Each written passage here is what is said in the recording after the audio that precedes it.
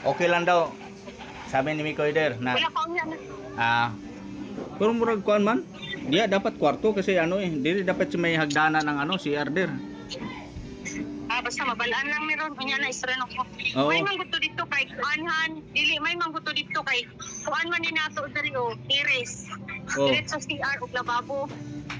Tapos diri hallway, portahan na nila. Nya base niya ang tulo ka kwarto dili na gamay na kayo itong kuan. Okay naman? Dili oy kasya.